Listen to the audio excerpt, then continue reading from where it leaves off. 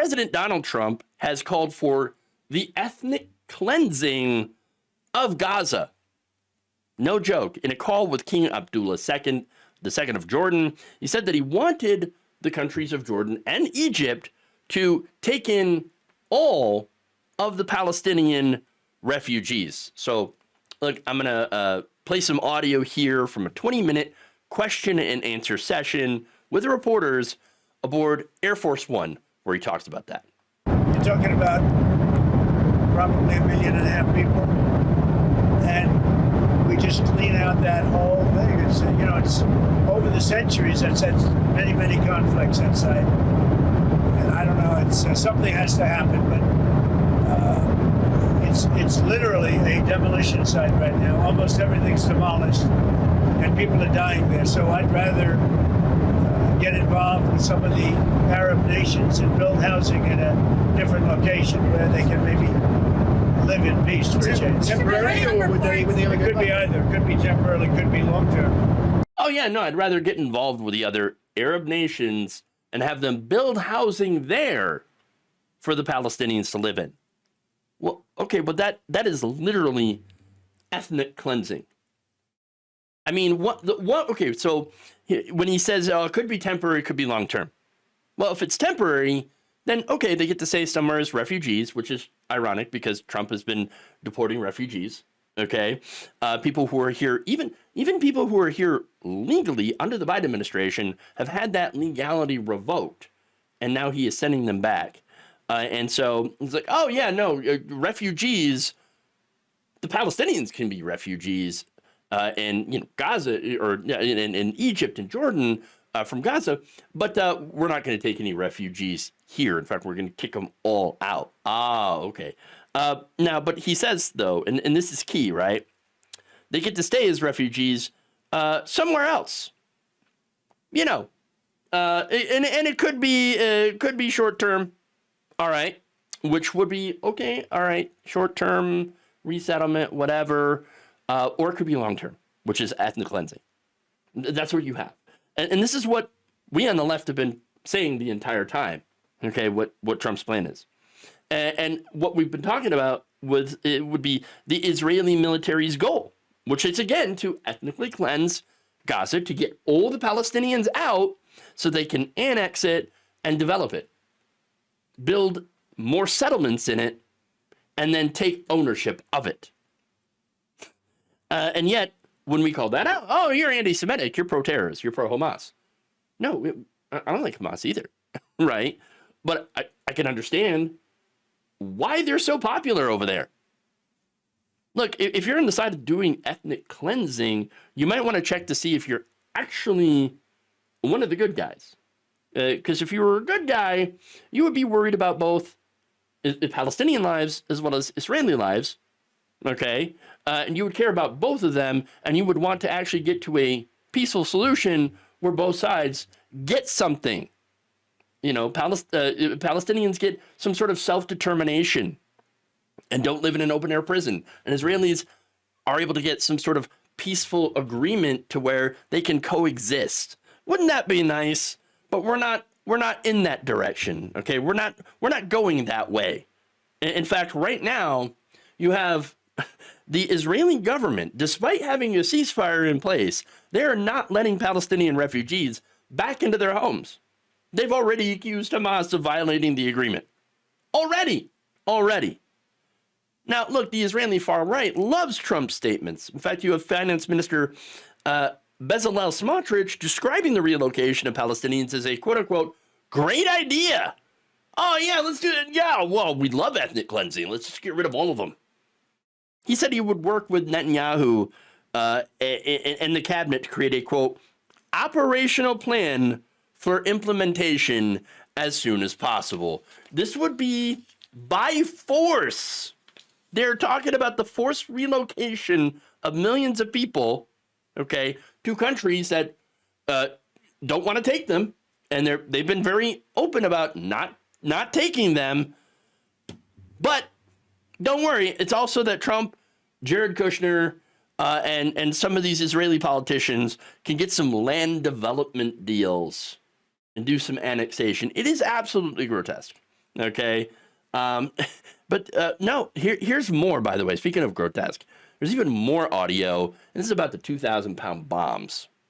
We released them. Yeah. We released them today, and they'll have them. And they paid for them, and they've been waiting for them for a long time. They've been in storage for a long time, but we released them today to Israel. Why did you do that, sir? Because they bought them. No, because they bought them. Oh, they paid for these bombs, so of course they can have them. It doesn't matter what they're going to use them for. What do I care? I got my money. Oh, cool. Okay. So if and when the Israeli far right decides that the Palestinian civilians need even more incentive to leave, because a part of that plan is also to make this place so unlivable that Palestinians will have no option but to self-deport. Where are they going to go? Well, that's not really the Israeli politicians' problem, is it? No, of course not. But, when they decide, all right, well, I guess war's back on, then now they'll be able to use those massive 2,000-pound bombs to make their point. Okay? And these bombs do kill civilians. Lots of them. Anyone in a very large radius of these bombs, dead, incinerated, gone. All right? So now there's been a lot of pushback on Trump's comments. On Sunday, for example, the Jordanian foreign minister, Ayman Safadi, said his country's rejection of any displacement of Palestinians was, quote, firm and unwavering. Okay. Omar Shatz, we'll get to Hassan Jabarin first, the director of Palestinian rights group Adala, says, quote, to clean Gaza immediately after the war would be, in fact, a continuation of the war through the ethnic cleansing of the Palestinian people. So now let's get to lecturer in international law sciences, Pope Harrison International Criminal Court Counsel, Omar Shatz. He said Trump's comments were a, quote, call for ethnic cleansing. Yeah. We are witnessing an extremely dangerous but natural continuation of the dehumanization and genocidal calls that we have seen from the most extreme voices inside Israel. Then you have Professor Barak Medina, the chair in human rights law at the Hebrew University of Jerusalem, saying its plan is to permanently relocate people, and especially if it is done by force, this is not acceptable. It will be clearly illegal, but also impractical. None of the neighboring countries will be willing to accept people that are expelled from their homeland. It also contradicts the stated policy of the Israeli government.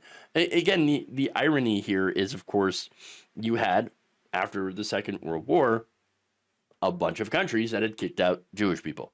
So Jewish people needed a homeland.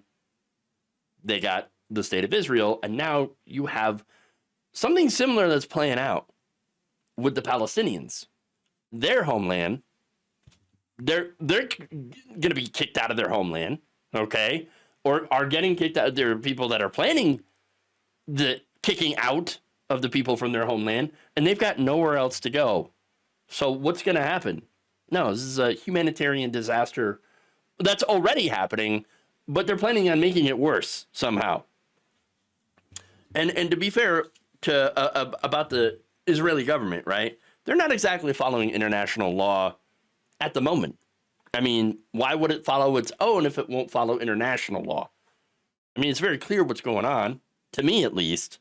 They're using every conflict with their neighbors. And so, look, and again, some of their defenses are, can be justified, right? They get attacked by another country or get attacked by another group. And of course, they have to respond in some way, right? But what's going on here is that they're using those conflicts to then illegally grow their own borders. In some cases, they will go and instigate these conflicts by, allowing settlers to illegally settle lands that they want to annex at some point. And then, of course, when people are forced out of their homes, and we've got entire neighborhoods like in Jenin that are being bulldozed by Israeli forces to make room for Israeli settlers, who then also go and attack Palestinians who are already living there. I mean, and that ends up, driving recruitment to these terror groups, to Hamas. I mean, what did you think was going to happen? That they were just going to allow you to come in and take their homes from them? I mean, that yeah. Apparently, that's they don't care. They don't care. And when they're attacked in retaliation, they claim victimhood, and that's what's going on here. And what's really disastrous about this entire situation is you have both Biden and Donald Trump that are backed what the Israeli far right wants. Biden a little bit less so, but still a lot more than what the American people supported.